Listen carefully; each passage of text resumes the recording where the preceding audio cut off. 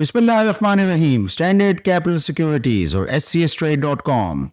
इब्तदाई में मैं सीमेंट डिस्पैचेस पे बात करूंगा, क्यों कम हो रही हैं। उसके बाद मैं बात करूंगा इंटरनेशनल स्टील के हवाले से, और बहुत सारे सवालात मारी पेट्रोलियम के हवाले से हैं, उस पर बात करूंगा।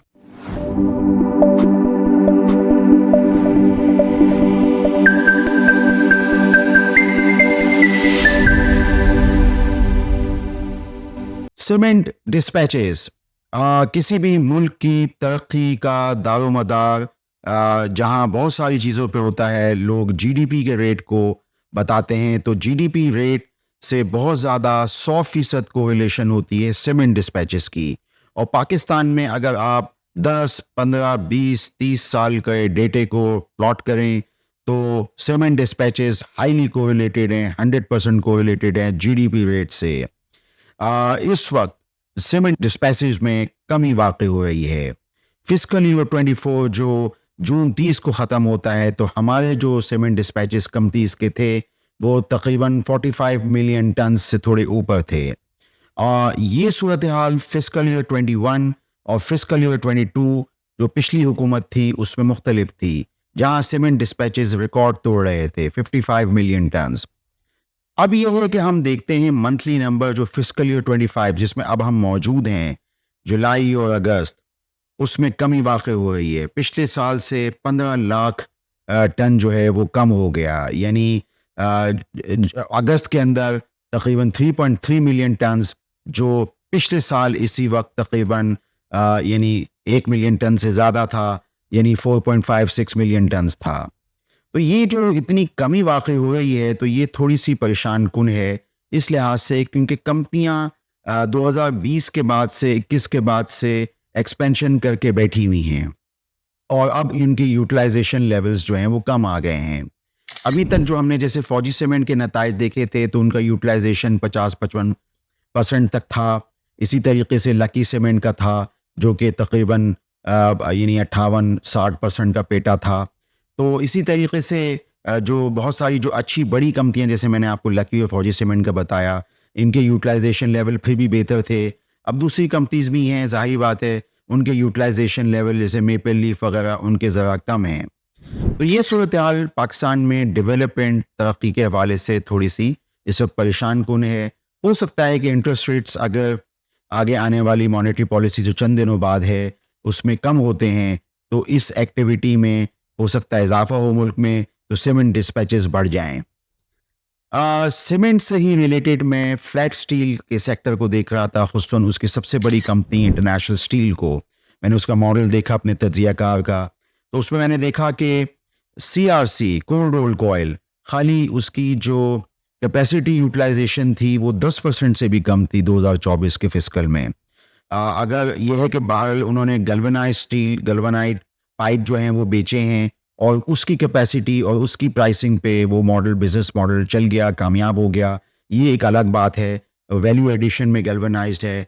लेकिन मैं वैसे आपको बात कर रहा हूँ कि बिजनेस एक्टिविटी में इतना मसला है और टैक्सेस भी इतने ज़्यादा अब हो गए हैं कि इस वजह से जो उनकी जो मेन काम है CRC का, उसमें कमी वाक़ई हुई है। और इसका ताल्लुक़ कंस्ट्रक्शन सेक्टर से भी है, इसका ताल्लुक़ गाड़ियों के बनने और मोटरसाइकिलों के बनने और मुख्तलिफ दूसरी जो इंडस्ट्रीज़ जहाँ पे फ्लैट स्टील का इस्तेमाल होता है उससे बनने से है।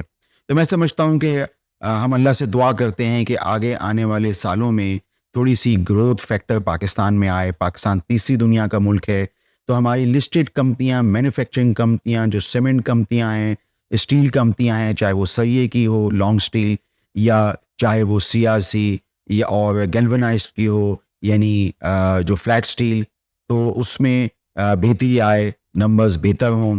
तो फिर भी इंटरनेशनल स्टील का रिजल्ट्स मैं समझता हूँ गनीमत था। डिविडेंड ग्रुप हमेशा से देता रहा है और बहुत अच्छी बात है।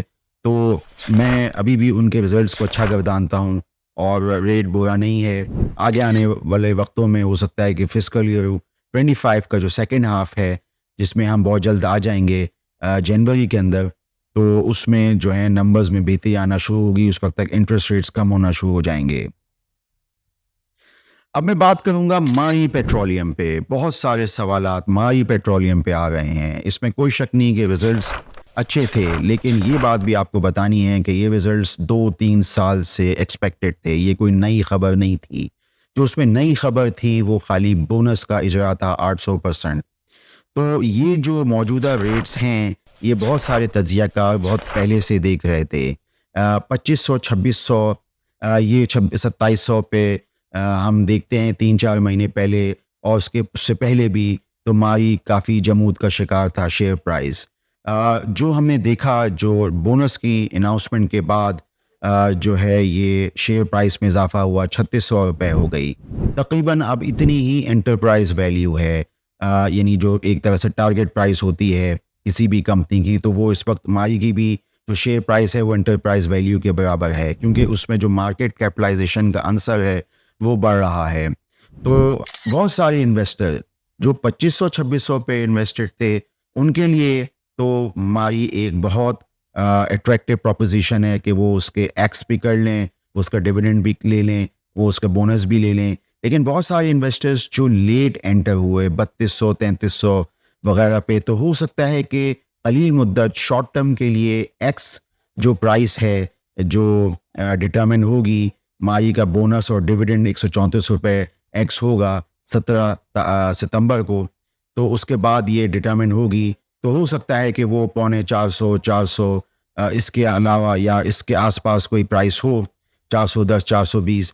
और ये कि आप जानते हैं कि जिन्होंने ज़रा आखिर में आके लोग ये चीज़ें लेते हैं तो उनको शॉर्ट टर्म में तो फ़ायदा नहीं होगा, लेकिन माली में उसी वक्त फ़ायदा हो सकता है आपको कि आपका कोई लॉन्ग टर्म आपका आउटलुक हो, आप उसमें देख रहे हों। तो हम इसमें माही में यही देखते हैं कि माही के अंदर फौजी फाउंडेशन की जो मैनेजमेंट है, तो अब गैस की प्रोडक्शन पाकिस्तान में सबसे ज़्यादा माही में आ रही है, ओजीडीसी में नहीं आ रही, माही में आ रही है, पीपीआईज़ के डेटे को अगर हम देखें वैसे। और दूसरी चीज़ ये है कि रेकोडिक के हवाले से भी इनका नाम मुख्तलिफ शक्लों में आ रहा है और रेकोडिक के हवाले से काफ़ी डेवलपमेंट्स पसे पर्दा चल रही हैं। मीडिया पे भी आता रहता है, हम इस पे बात नहीं करते। पहले मैं इस पे हवाले से बहुत दफ़ा बात कर चुका हूँ।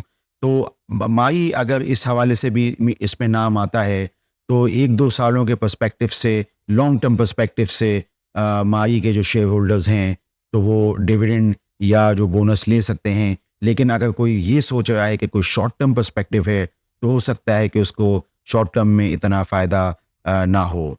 तो ये मुझे बताना था माही के हवाले से। और उम्मीद है कि आपको मेरी बात समझ में आई होगी। आप स्टैंडर्ड कैपिटल सिक्योरिटीज़ के यूट्यूब चैनल को सब्सक्राइब कीजिए। मैंने सीमेंट डिस्पैचेस पे बात की, मैंने इंटरनेशनल स्टील को इसी हवाले से डिस्कस किया, और फिर मैंने माई पेट्रोलियम जो आपके सवालात हैं, उसमें अपना माज़ी और ज़मीर बताया। आप का राइट है कि आप अपना व्यू रख सकते हैं। For more details, call us today at 111-111-721. Open an account with Standard Capital Securities. Start investing in your financial future. Talk to our experts and get access to exclusive market research and much more.